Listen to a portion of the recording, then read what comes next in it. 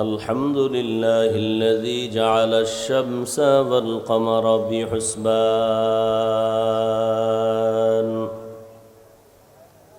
والنجم والشجر يسجدان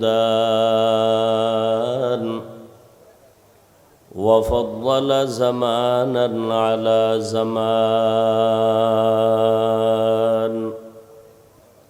كما فضل مكانا على مكان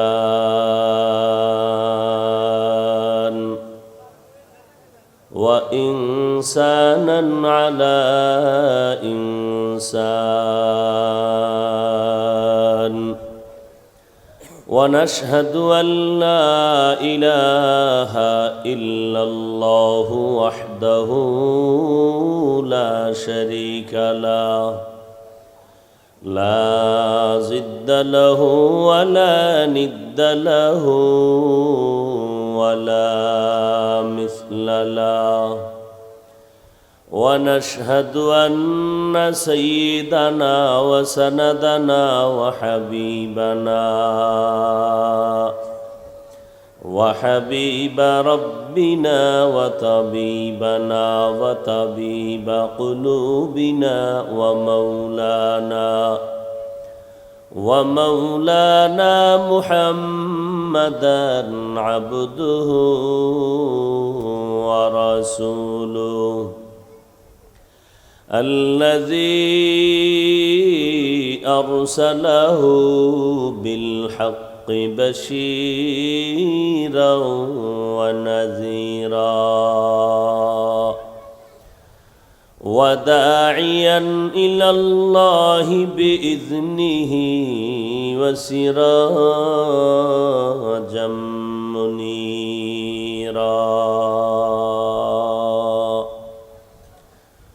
اللهم صل على محمد النبي الأمي وعلى آله وسلم تسليما وبعد فأعوذ بالله من الشيطان الرجيم بسم الله الرحمن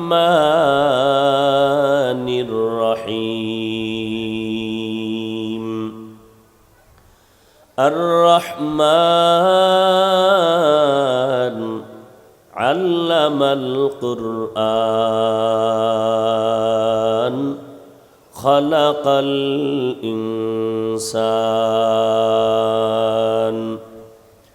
وقال النبي صلى الله عليه وآله وسلم خيركم من تعلم القرآن وعلمه أو كما قال النبي عليه الصلاة والسلام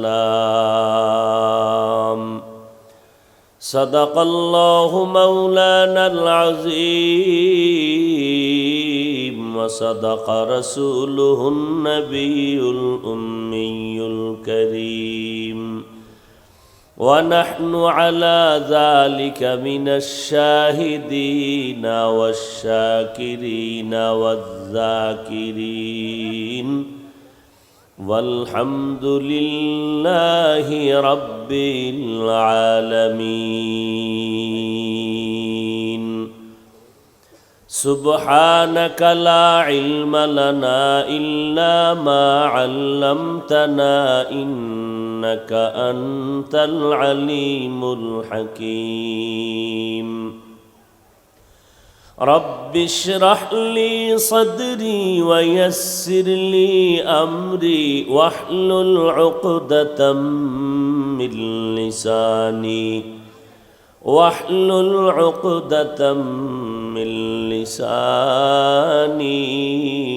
يفقه قولي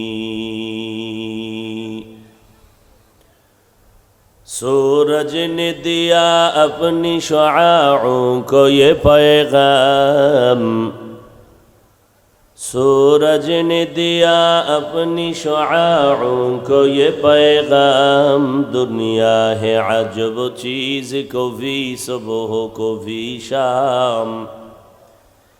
दुनिया है अजब चीज़, कभी सुबह कभी शाम। दुनिया में हो दुनिया का तलबगार नहीं हो, दुनिया में हो दुनिया का तलबगार नहीं हो। बाजार से गुजर हो खरीदार नहीं हो, बाजार से गुजर हो खरीदार नहीं हो। मकबूल है शाज़ है काबिल तू बहुत है, मकबूल है शाज़ है काबिल तू बहुत है। ऐना के मानिंदे तू नहीं दिल तू बहुत है, ऐना के मानिंदे तू नहीं दिल तू बहुत है। হাজী মোহাম্মদ আলী ফরাজি তালিমুল কোরআন মাদ্রাসা হেফজখানা ও এতিমখানার উদ্যোগে আয়োজিত বার্ষিক ইসলামী মহাসম্মেলন 13 নভেম্বর 2022। মহতি এ মাহফিলে উপস্থিত মোহতারাম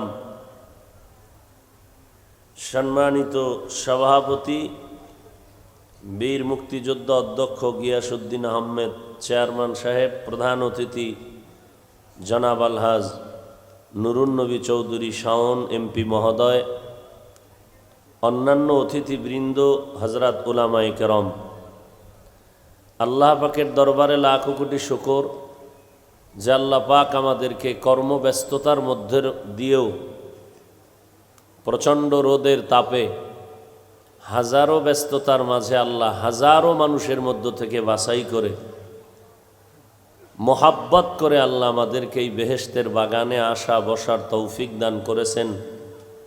নেয়ামতের শুকর আদায়ার্থে পড়ি আলহামদুলিল্লাহ। দরুদ ও সালাম সৈয়দুল মুরসালিন রহমাতুল্লিল আলমিন শফিউল মুজনিবিন খাতামুন নবিয়্যিন সৈয়দুস সাকালাইন ইমামুল মুরসালিন হযরত মুহাম্মদুর রাসূলুল্লাহ সাল্লাল্লাহু আলাইহি ওয়া আলিহি ওয়াসাল্লামের উপর।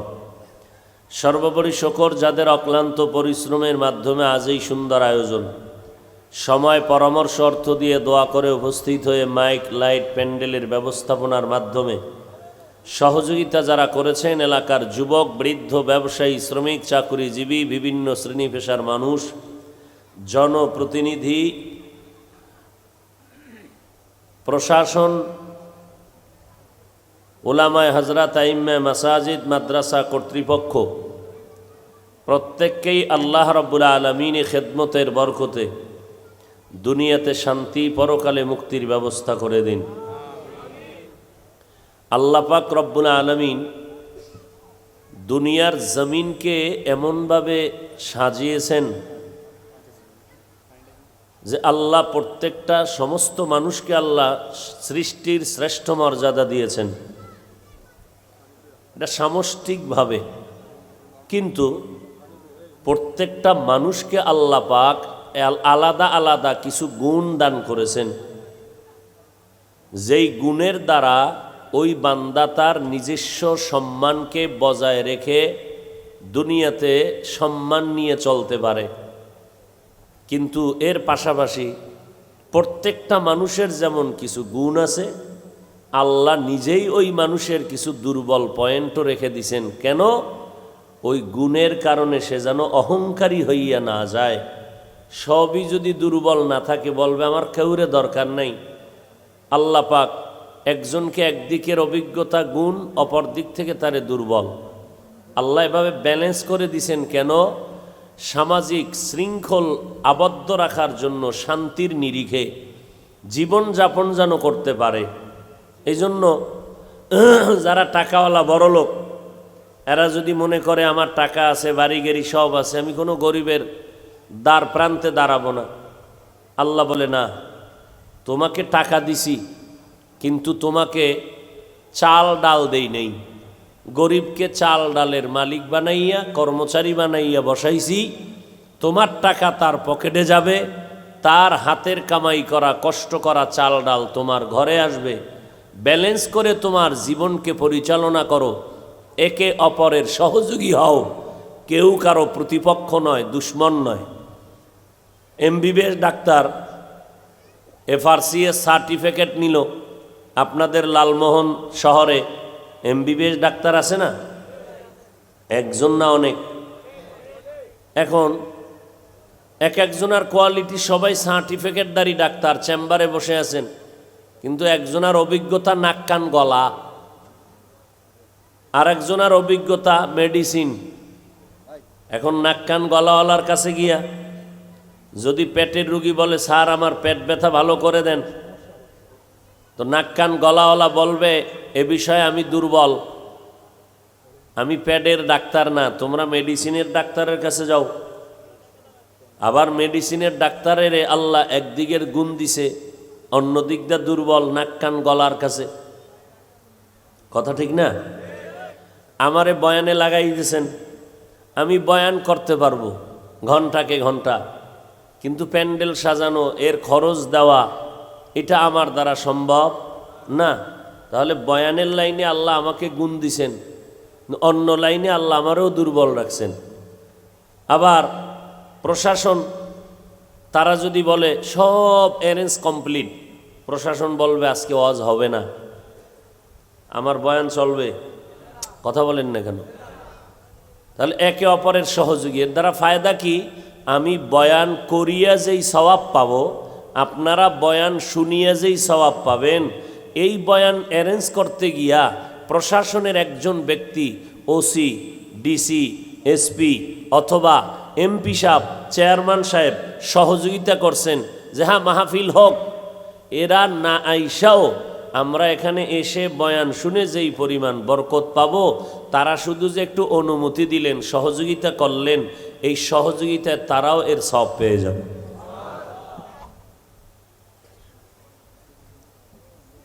আল্লাহ পাক এভাবে জমিনকে ব্যালেন্স করে সাজায় রাখছেন, আপনার বাহাদুরি করার কোনো রাস্তাই নাই, কোনো রাস্তা নাই। কিন্তু বিপদ কি? বিপদ আমাদের ঘরে আমরা। আমার ঘরে আমার ঘরওয়ালারা যদি আগুন লাগায়, নিবাইবে কে? কথা বুঝেননি? আমার সোনার বাংলাদেশে ইসলামের ঘরে আগুন লাগিয়েছে আমার ইসলামের ব্যানারওয়ালা কিছু জাতি ভাইরা। কেমন আগুন? আপনারা আশ্চর্য হয়ে যাবেন যে একজন আলেম ১৫০০ বছর পর্যন্ত আল্লাহ আমার রসুলকে কোরআন দিলেন। কখন? আমার রসুলের বয়স যখন ৪০ বছর পেরিয়ে গেল। দীর্ঘ ৪০ বছর আমার রসুল কোনোদিন কোথাও কালেমার কথা, নামাজের কথা, দাওয়াত দেন নেই। কোরআন নাজিল শুরু, দাওয়াত শুরু করলেন। এই কোরআনের বিরুদ্ধে লেগে গেল দুশ্মনেরা। এটা কেমন তোমার বানানো কালাম? মদিনার নবী বলেন না, হাজা কালামু রব্বি, এটা আল্লাহর কালাম। এরপর আল্লাহ কয়, নবী চ্যালেঞ্জ দিয়ে দেন, জালিকাল কিতাবু লা রাইবা ফি, এটা এমন কিতাব যার মধ্যে কোনো ভুল নাই, সন্দেহের অবকাশও নাই। এবার এই চ্যালেঞ্জ দিয়ে রাখলেন আল্লাহ কিয়ামত পর্যন্ত।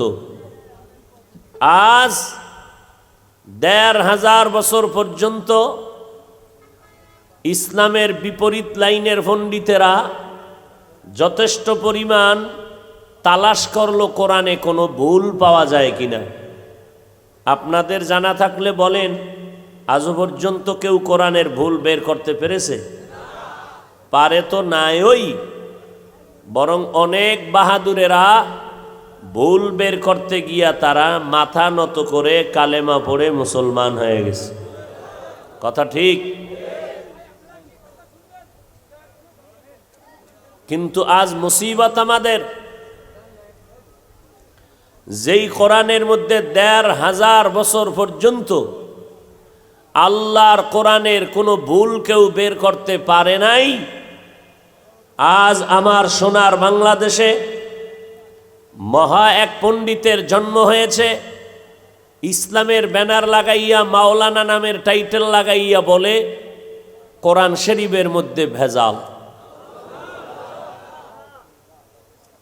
আরো আস্তে কন নাউজুবিল্লাহ। আওয়ামী লীগ ওয়ালারা কয় নাই কোরআনে ভেজাল, বিএমপির কেউ বলে নাই, ইসলামের ব্যানারওয়ালা মাওলানা, তাও আমার মতো লঙ্গি ভরা মাওলানা না, বড় টাইটেলওয়ালা ঢাকার শহরে দাঁড়াইয়া তিনি বলে কোরআন শরীফে জাল আছে। জিজ্ঞাসা করা হলো কেমন জাল? কয় হাদিসের থেকেও বেশি ভেজাল। এ 50 বছর আগের কথা না, করোনার পরের কথা বলছি। ইদানিং আর এক মাওলানা মাইকের সামনে বসে বলে নবীরা অপরাধ করেছেন, আরো অ্যাডভান্স হয়ে বলে আল্লাহ নবীদেরকে দিয়া অপরাধ করাইছেন। এবার বুঝেন ইসলামের অবস্থা কি। আর এক টুপিওয়ালা মাওলানা বলে কালেমায়ে তৈয়্যিবা লা ইলাহা ইল্লাল্লাহ মুহাম্মাদুর, এ কালেমা কুফুরি কালেমা। আপনারা ভোলাওয়ালারা কি এই কালেমা মানেন? পড়েন কালেমা কি পড়েন, লা ইলাহা ইল্লাল্লাহ মুহাম্মাদুর। এই কালেমাকে যারা ব্যঙ্গ করে, বিরুদ্ধাচরণ করে, এজন্য আমি বলি যে সাবধান। চট্টগ্রামে এক মাজারে লেখা আছে পাগড়িওয়ালা জুতা চোর থেকে সাবধান। কিওয়ালা বলেন? আমি সারা বাংলাদেশে বলি ও মুসলমানেরা, ইসলামের ব্যানারওয়ালা ভণ্ড থেকে সাবধান। যারা বলে কালেমা লা ইলাহা ইল্লাল্লাহ মুহাম্মাদুর রাসূলুল্লাহ, এটা কুফরি কালেমা। যারা বলে কোরআনে জাল, যারা বলে নবীরা অন্যায়কারী, এরা ইসলামের ব্যানারওয়ালা, আল্লাহর কসম ভণ্ড। আলেম হইয়া ভণ্ডামি করে কেন? ১৫০০ বছর আগে নবী বলে গেছেন, ক্বালান নবিয়্যু সাল্লাল্লাহু আলাইহি ওয়া আলিহি ওয়াসাল্লাম আলা ইন্না শাররাশ শাররি শিরারুল উলামা ওয়া ইন্না খাইরাল খাইরি খিয়ারুল উলামা।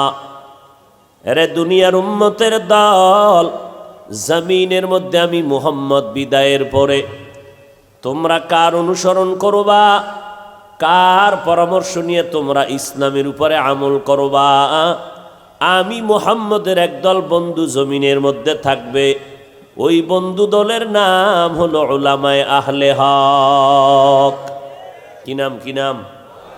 উলামায়ে। তবে সাবধান, উলামাদের মধ্যে একটা দল জমিনের মধ্যে থাকবে, এরা বড় বাতিল, এদের মতো খারাপ এই জমিনে আর কেউ হবে না, এরা উলামা। নবী কয় এই উলামাদের মধ্যে একদল হবে খারাপ। কেমন? কয় এদের মতো খারাপ জমিনে আর কেউ হবে। গ্রামে কথা আছে না, পান্তা ভাত নষ্ট হইলেও কি খাওয়া যায়, বিরিয়ানি খাওয়া যায় না। গাঞ্জাখোর, মদখোর, জেনাকার, জুয়া খেলনেওয়ালা, লক্ষ লক্ষ, ওদের দ্বারা ইসলামের যেই ক্ষতি না হবে এই জমিনে, একজন টুপিওয়ালা ভণ্ডের দ্বারা ইসলামের ক্ষতি আরো বেশি হবে। এই জন্য রসুল কইছেন চূড়ান্ত খারাপ হবে একদল ওলামা, আর একদল ওলামা থাকবে চূড়ান্ত ভালো, এদের মতো আর ভালো কেউ হবে না। তোমরা এদের কাছে যাইবা কেন?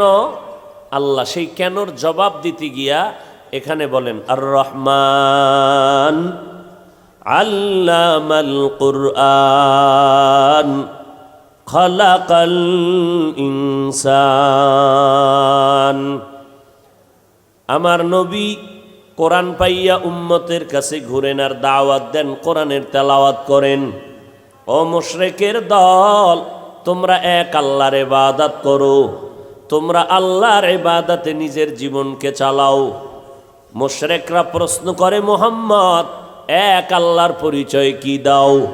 আল্লাহ আয়াত নাজিল করে বলেন, নবী এদের পরিচয় দেন, কুল হুয়াল্লাহু আহাদ, আমি আল্লাহ এক, আহাদুন মানিও এক, ওয়াহিদুন মানিও হলো এক। আল্লাহ ওয়াহিদুনের এক না, আল্লাহ হলেন আহাদুনের এক। বলে ওয়াহিদুন কেমন এক, যার পরে দুই আছে, আর আহাদুন এমন এক যার পরে কোনো দুই নাই। আমার আল্লাহ ওয়াহিদুন না, আমার আল্লাহ হলেন আহাদুন। আমার আল্লাহ এমন এক যার পরে কোনো আল্লাহ নাই। আল্লাহ কেমন মালিক, বলে আল্লাহুস সামাদ। আল্লাহ কারো কাছে ঠেকা নয়, সমস্ত মাখলুক আমার আল্লাহর দরবারে ঠেকা। লাম ইয়ালিদ ওয়া লাম ইউলাদ, আল্লাহ কাউকে জন্ম দেন নাই, কারো থেকেও জন্ম নেন নাই।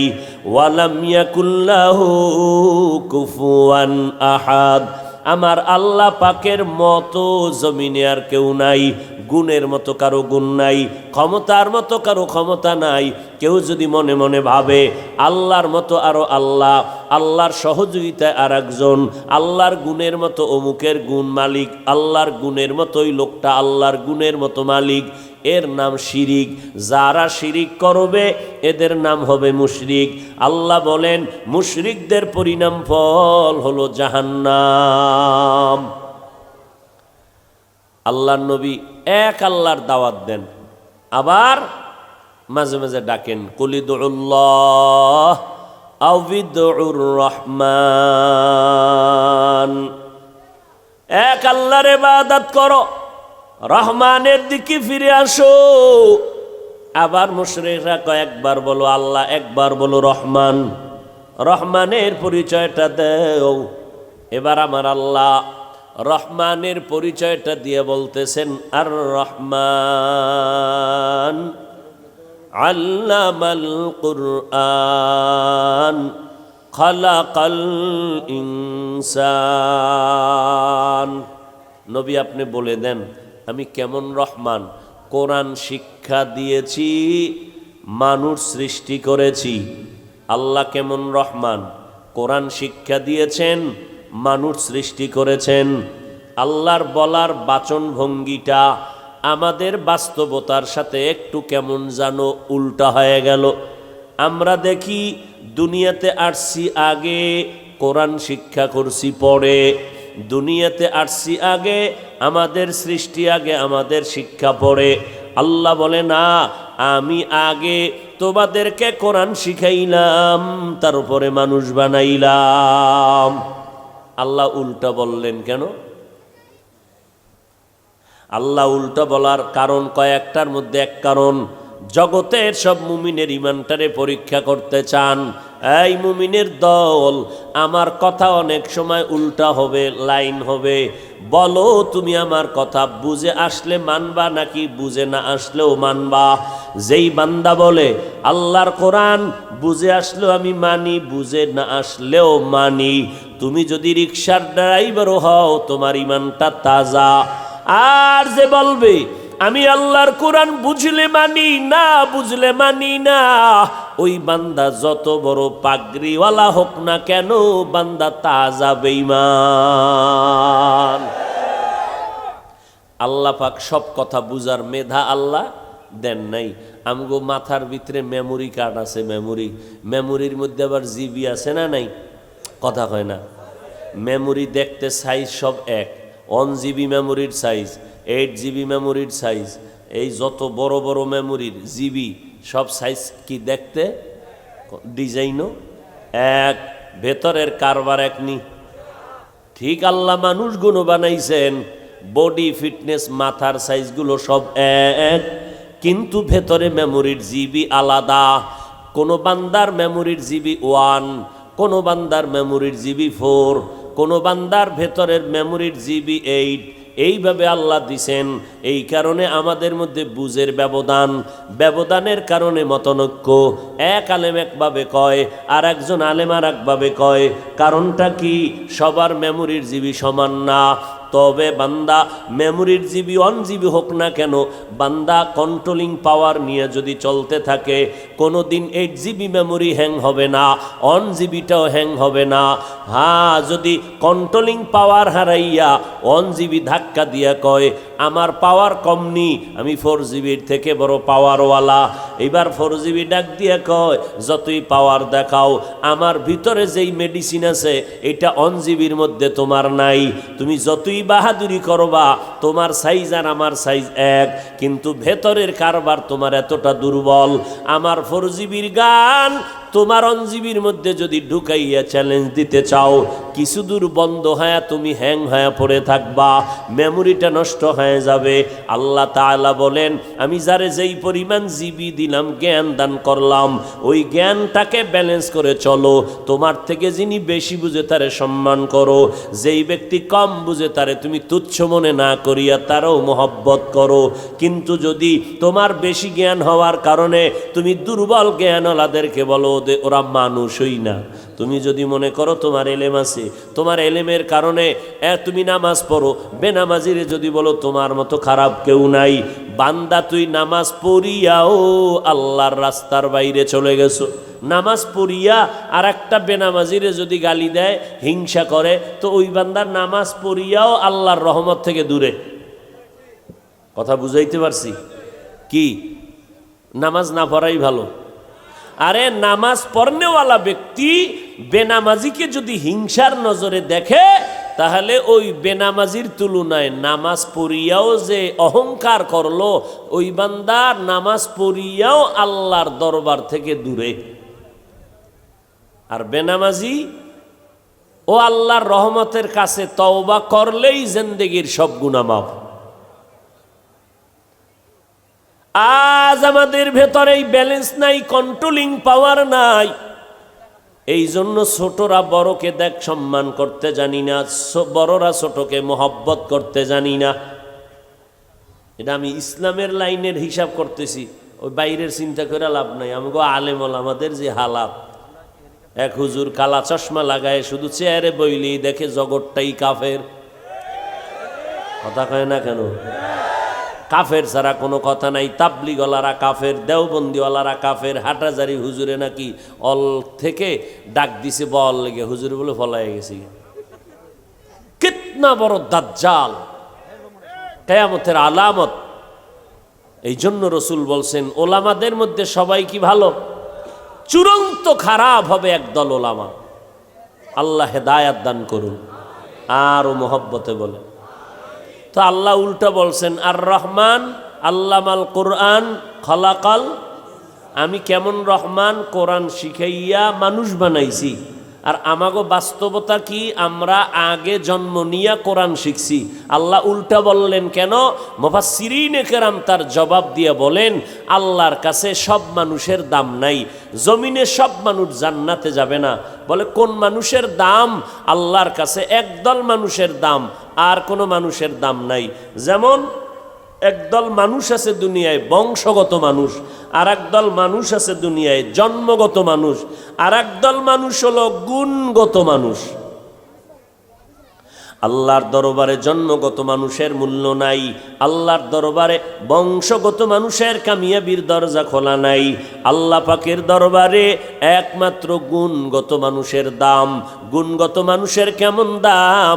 আল্লাহ পাক বলতে চায়, এই গুণগত মানুষ, তোমাদেরকে আমি দুনিয়াতে সম্মানের চেয়ার দান করব, আখেরাতে আমি আল্লাহ দয়ার নজরে গুণগত মানুষগুলোকে বিনা হিসাবে জান্নাতে দিয়ে দিব। আতিনা ফি দারে দুনিয়া না হাসান, আতিনা ফি দারে উকবা না হাসান, ইয়া গিয়াসাল মুস্তাগীসিন ইহদিনা লাফতিখারা বিল উলুমে ওয়াল গিনা। হর গরিদে নেকো তু তৈয়ার হ্যায়, জু না মাঙ্গে उससे तू बेजार है। আল্লাহর কাছে কোন মানুষের দাম গেছেন? 1 মিনিটে ভুলে গেছেন কোন মানুষের দাম? গুণগত মানুষের দাম, বংশগত মানুষের দাম নাই, জন্মগত মানুষের দাম নাই। আদম নবীর বংশে আমরা আসছি, আদম নবীর বংশে হইলেই বান্দা নাজাত পাবে না। আমার আব্বার ঔরসে আমি জন্ম নিলাম, বাবা আমার জন্মগত বাবা, আমি বাবার জন্মসূত্রে সন্তান, এই সার্টিফিকেটে নাজাত দিবে না। আল্লাহ বলেন ওই মানুষগুলোকে আমি সম্মানের সাথে জান্নাত দিব যারা গুণগত মানুষ। যেমন মাইকওয়ালা মাইক বানাইছে কেন? আওয়াজ না দেওয়ার জন্য। কোন কোন আওয়াজ? তাহলে আওয়াজ দেওয়া মাইকের গুণ। বাতিওয়ালা বাতি বানাইছে কেন? আলো না দেওয়ার জন্য। এই ভোলাওয়ালারা কথা কন। ক্ষুধা লাগছে দুপুরে, অনেকে খান নাই না? আল্লাহ কষ্টকে যেন নাজাতের জরিয়া বানায় দেন। আর জোরে বলেন।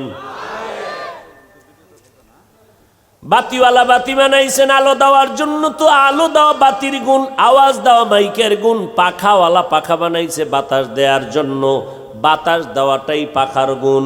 কথা ঠিক? কি বুঝলাম? যেই জিনিসটা যেই কাজের জন্য বানানো হয় ওই কাজটাই হলো ওই জিনিসের গুণ। ঘড়িওয়ালা ঘড়ি বানাইছে টাইম দেওয়ার জন্য, টাইম ঠিক মতো দেওয়া ঘড়ির গুণ। মাইকওয়ালা মাইক বানাইছে আওয়াজ দেওয়ার জন্য, আওয়াজ দেওয়া মাইকের গুণ। বাতিওয়ালা বাতি বানাইছে আলো দেওয়ার জন্য, আলো দেওয়া বাতির গুণ। যদি মাইক আওয়াজ না দেয়, মাইকটা ফেলে দাও, এটা গুণের মাইক না। বাতি যদি আলো না দেয়, ভেঙ্গে ফেলে দাও, এটা গুণের বাতি না। ঘড়ি যদি টাইম না দেয়, ফেলে দাও, গুণের ঘড়ি না। এ বান্দা পাখা যদি বাতাস না দেয়, এই পাখা বন্ধ করে দাও, এটা গুণের পাখা না। তাহলে যেই জিনিসটা যেই কাজের জন্য বানায় ওই কাজটা হলো ওই জিনিসের গুণ। মাইকের গুণ আওয়াজ দেওয়া, বাতির গুণ আলো দেওয়া, পাখার গুণ বাতাস দেওয়া। মানুষ আল্লাহ কেন বানাইছেন? বিড়ি টানার জন্য। আল্লাহ বলেন আমি মানুষ কেন বানাইলাম? মা খালাকতুল জিন্না ওয়াল ইনসা ইল্লা লিয়াবুদুন। মা খালাকতুল জিন্না ওয়াল ইনসি বাখা জুজ ইবাদত নিস্তে মাকসুদ আজ্জাহা। আল্লাহ তাআলা বলেন আমি মানুষ বানানোর একমাত্র কারণ হলো আমার ইবাদত। কার ইবাদত? মনিটরের ভলিউম দেন। একমাত্র আল্লাহর ইবাদতের জন্য আমাদেরকে আল্লাহ বানাইছেন। কার ইবাদতের জন্য? আল্লাহর ইবাদত মানি সারা রাত যায় নামাজে বয়ে তাসবিহ টানা, এর নাম ইবাদত। সারাদিন বান্দা রোজা রাখবা, ময়দানে জিহাদ করবা, এর নাম ইবাদত না। ব্যবসা বাণিজ্য বন্ধ করে দিবা, এর নাম ইবাদত না। ইবাদতের জন্য আল্লাহ বানাইছেন। তো ইবাদত কি জিনিস? সারা রাত্র মসজিদে বয়া থাকার নাম ইবাদত না। 22 হাতের একটা লম্বা 1000 দানার তাসবিহ টানার নাম ইবাদত না। পাগড়ি 22 হাত লাগাইয়া জিকির করার নাম শুধু ইবাদত না। ইবাদত কারে কয়? ও বান্দা জীবনে যা করবা সব ইবাদত। ঘুমাইবা তাও ইবাদত, বান্দা তুমি খানা খাও তাও ইবাদত, ব্যবসা করবা ইবাদত, চাকরি করো তাও ইবাদত, বিয়া শাদী করবা ইবাদত, সন্তান জন্ম দিবা তাও ইবাদত, কান্না করবা ইবাদত, তুমি হাসি দিবা তাও ইবাদত। তবে 2টা শর্ত মানিয়া সব করা লাগবে। বান্দা তুমি দুনিয়াতে 2টা শর্ত মানিয়া ব্যবসা করলে ব্যবসাটাও তোমার ইবাদত। 2 শর্ত মানিয়ে যদি চাকরি করো চাকরিটাও ইবাদত। 2 শর্ত মানিয়ে যদি খানা খাও খানা খাওয়া ইবাদত। নামাজ পড়ো ইবাদত। প্রথম শর্ত হলো আমি যা করব যা বলবো সব আমার আল্লাহর সন্তুষ্টির জন্য। কার সন্তুষ্টি? একমাত্র আমার আল্লাহর রাজি খুশির জন্য। 2 নাম্বার শর্ত আমি যা করব যা বলবো আমার সিস্টেম হবে, নীতি হবে, তরিকা হবে মদিনাওয়ালা নবীর তরিকা। আল্লাহর জন্য নবীর তরিকায় নামাজ পড়া ইবাদত, আল্লাহর সন্তুষ্টির জন্য নবীর তরিকায় ব্যবসা করবেন ইবাদত। কারণ আমার নবী দীর্ঘ বছর ব্যবসা করেছেন, আবু বকর ব্যবসা করেছেন, ওমরে ফারুক ব্যবসা করেছেন, হযরত ওসমান ব্যবসা করেছেন, অন্যান্য নবীরা ব্যবসা করেছেন, হযরত আলী ব্যবসা করেছেন, আমার নবী চাকরিও করেছেন। আমার নবী চাকরি করলেন, দুনিয়ার মানুষকে ধরে ধরে ধরে ধরে আল্লাহর নবী দেখায় গেলেন কেমন পাওয়ারফুল আমার নবী। সরকার খাদ্য মন্ত্রণালয় রাখছে আলাদা, ওখানে খাদ্যমন্ত্রী সাহেব খানাগুলো ভাগ ভাগ করে ভোলা দিয়ে দিল। এত 1000 টন গম দিয়ে দিলাম ভোলা দ্বীপ জেলায়, এগুলো ভাগ ভাগ করে দাও। কিন্তু খাদ্য মন্ত্রণালয় থেকে এই খানার জন্য কিভাবে খানাটা খাইবে প্রসেসিং সিস্টেম কি দেখায় না। মদিনার নবী গোটা দুনিয়ার উম্মতের কান্ডারি, আমার নবী খাদ্য মন্ত্রণালয় থেকে খানা শুধু দেয় না, আমার নবী খানা কেমনে পাকাইবা সেই পদ্ধতিও দেখায় দেয়। আমার নবী খানাটার লোকমা কেমনে দিবা নবী হাতে ধইরা দেখায় দিলেন। ও বান্দা প্লেটটা কেমনে ধুইবা তাও নবী দেখাইলেন। খানা খাইতে যখন বসবা দোনো হাতের কবজা দুইটারে ভালো কইরা ধুইয়া নিও। এটা সরকার কইছে না নবী? নবীরটা উম্মতেরা মানে না কেন? কয় নগদ ফিডা নাই যে। সরকারেরটা মানছে কেন? পুলিশের ফিডার ডরে। হাত দোনোটা ধুইয়া নাও কেন? Corona corona. অথচ মদিনার নবী ডাক দিয়া কয় খানা যখন খাইতে বসবা যেই প্লেটে খানা নিবা ওই প্লেটে কখনো হাত ধুইও না, তোমার হাতের দোনো হাতের কবজা পর্যন্ত ধুইবা অন্য পাত্রে। এরপরে খানার প্লেট ধরবা, খানার প্লেটে পানি ঢালবা না, খানার প্লেটে ব্যবহৃত পানির ইঞ্চিও যেন না থাকে। অন্য পাত্রে দোনো হাতের কবজা ধুইয়া এরপরে খানা নাও। খানা প্লেটের মধ্যে নিয়া ডান দিক থেকে তুমি বিসমিল্লাহ বলে খানা শুরু করো।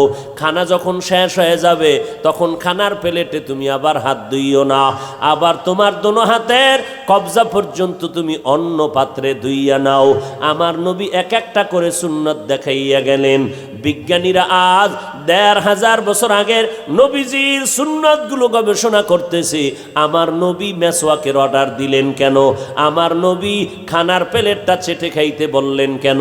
আমার নবী পোশাক পরেছেন, মায়ার নবী সাদা পোশাক পরেছেন, কালো পোশাক পরেছেন, সবুজ কালারের পোশাক পরেছেন, কিন্তু নবী সাদা কালারের পোশাকটাকে বেশি মহব্বত করতেন। কারণ কি? 1500 বছর পরে বিজ্ঞানীরা গবেষণা করিয়া বলে, বিজ্ঞান ও কোরআন নামের কিতাবের মধ্যে বলতেছে, আমরা গবেষণা করে দেখলাম বিশ্ব দার্শনিক মুহাম্মদ সাদা পোশাকটাকে বেশি মহব্বত করার কারণ বের করে ফেলছি। কয় কি? কয় শীত আর গরম আসে ঘুরে ঘুরে, গরমের সময়ও শীতের সময় সাদা পোশাকটা অ্যাডজাস্ট হয়, গরমটাকে কন্ট্রোল করে শরীরে রাখে, শীতের সময় ঠান্ডাটাকে কন্ট্রোল করে।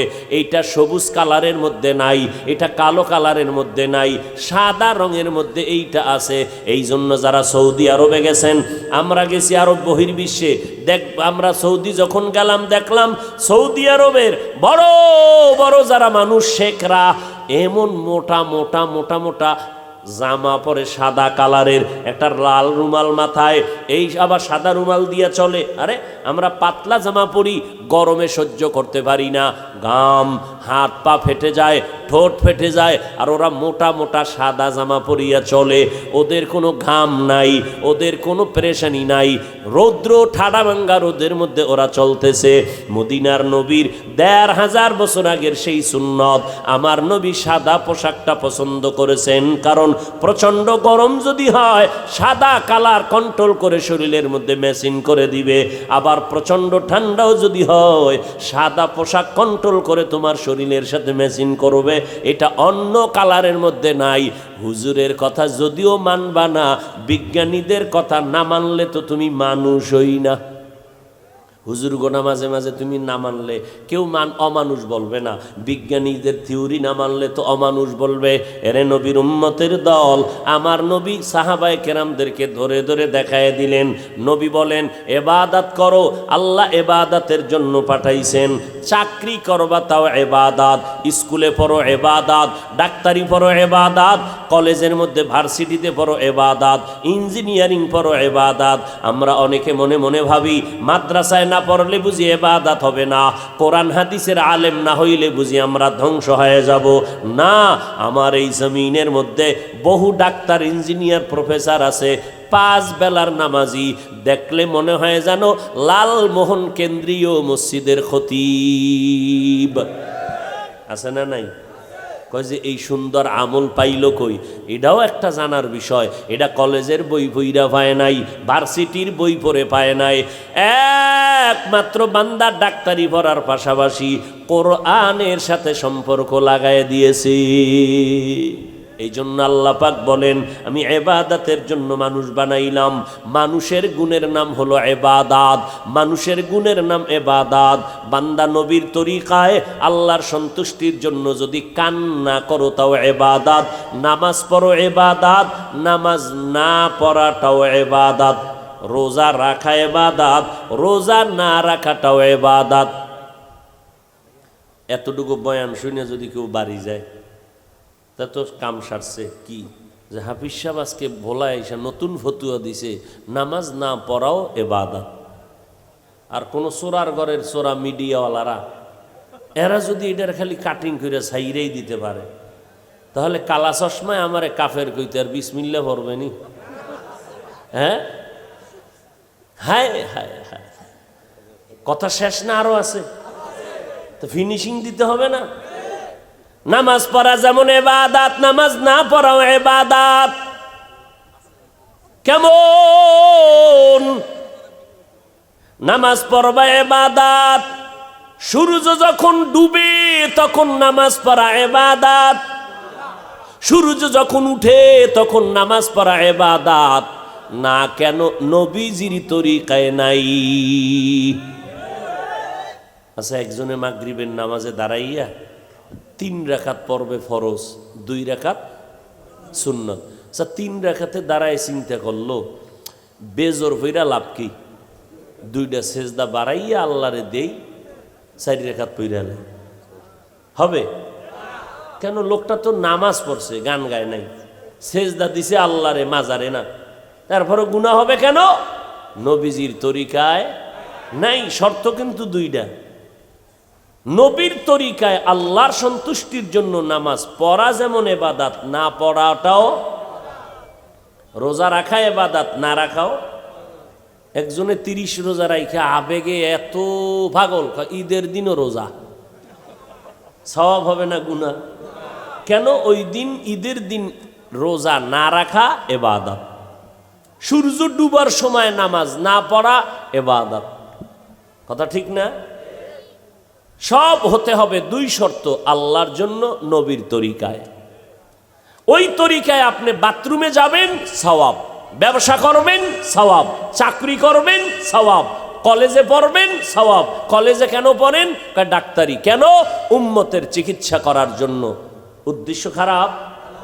ভালো উদ্দেশ্য, ফলাফলও ভালো। উদ্দেশ্য ভালো, ইন্নামাল আমালু বিন্নিয়াত, নিয়ত গুণে বরকত হবে। এখন তো বলা যাবে না যে স্কুলে পড়ছে জাহান্নামে যাবে, কলেজে পড়ুয়া জাহান্নামে যাবে। আরে স্কুল কলেজের পড়ুয়া ছাত্র ছাত্রী 5 বেলার নামাজি নাই, আপনি জাহান্নামী বলবেন কেন? এই জন্য আল্লাহ পাক বলেন, আমি মানুষ বানাইলাম ইবাদত করার জন্য। তাহলে মানুষের গুণ হলো ইবাদত। একটু আগেই কিন্তু আপনাদের বলেছিলাম, যেই কাজের জন্য যেই জিনিসটা বানানো হয় ওই কাজটা হলো ওই জিনিসের ইবাদত, ওই জিনিসের গুণ। মাইক বানাইছে আওয়াজ দেওয়ার জন্য, আওয়াজ দেওয়া মাইকের গুণ। বাতি বানানো হয়েছে আলো দেওয়ার জন্য, আলো দেওয়া বাতির গুণ। মানুষ বানানো হয়েছে ইবাদত করার জন্য, ইবাদত করাই হলো মানুষের গুণ। এবার ইবাদতটা কেমনে করবেন নিয়ম জানা লাগবে। নামাজ কায়েম করার কথা আছে, যাকাত আদায় করো আল্লাহ অর্ডার করেছেন। কোন নিয়মে নামাজ পড়ব, কোন নিয়মে যাকাত দিব, এর পদ্ধতি জানতে হবে। আর এর পদ্ধতি শেখার জন্য লাগবে কোরআন, আর কোরআনটা বুঝার জন্য লাগবে হাদিস, আর হাদিসের ব্যাখ্যা ভালো করে বুঝার জন্য লাগবে কোরআন হাদিস ওয়ালা আলেম। ওলামায়ে কেরামের কাছে গিয়া কোরআন হাদিস শিখিয়া এরপরে ইবাদত করো, তখন হবা তুমি গুণের মানুষ। এই দিনকে ইঙ্গিত করে আল্লাহ কি কয়? আর রহমান আল্লামাল কুরআন, খালাকাল ইনসান, আমি এমন রহমান, আগে মানুষ বানাই নাই, আগে আমি আল্লাহ কোরআন শিখাইছি, তারপরে মানুষ বানাইছি। অর্থাৎ আমি তো গুণের মানুষটারে জান্নাত দিব। ওই মানুষটার গুণ যদি অর্জন করা লাগে ইবাদত করো, আর ইবাদত যদি শিখতে চাও কোরআন লাগবে। অতএব আলেম ওলামার মাধ্যমে আল্লাহর কোরআন শিখিয়া যারা ইবাদত করিয়া গুণের মানুষ হইবা, তোমরাই গুণের মানুষ, জান্নাতি। অতএব আমি এই জন্য বললাম কোরআন শিখাইয়া তোমারে মানুষ বানাইছি। অর্থাৎ কোরআন না শিখলে ইবাদতের পদ্ধতি জানা যাবে না। এই জন্য আল্লাহ বলেন আমি এমন রহমান, আগে কোরআন শিখাইয়া তারপরে মানুষ বানাইলাম। আল্লাহর কোরআন এমন একটা দামি কিতাব, যেই কোরআন দেখলে সওয়াব, পড়লে সওয়াব, শুনলেও ধরলেও সওয়াব। শুধু কি তাই রে বাবা, আজ একদল আলেম মুসলমান বাংলাদেশে তারা নামছে। এতদিন পর্দার আড়ালে ছিল, এখন নতুন করে পর্দার বাইরে নাইমা কয় আমরা নতুন একটা দলের হুজুর।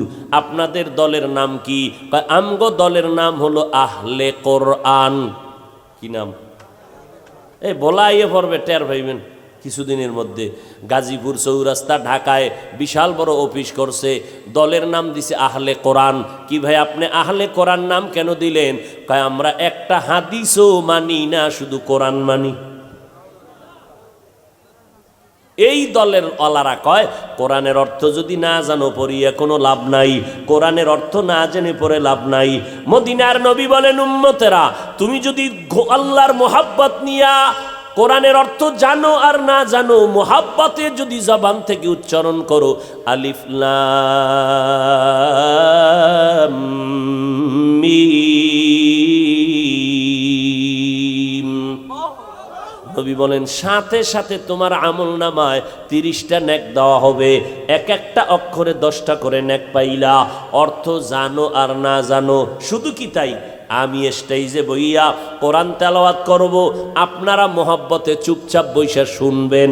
মদিনার নবী বলেন আমি তেলাওয়াত করিয়া যেই পরিমাণ সওয়াব পাবো, আপনারা শুনবেন ওই পরিমাণই সওয়াব পেয়ে যাবেন। এত সুন্দর মজার কিতাব।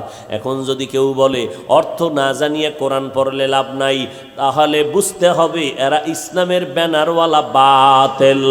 আল্লাহর কোরআন অর্থ জানো আর না জানো, কোরআনের দিকে তাকাইয়া থাকবা। মদিনার নবী বলেন আল্লাহর কোরআনটা খুইলা খুইলা যদি দেখো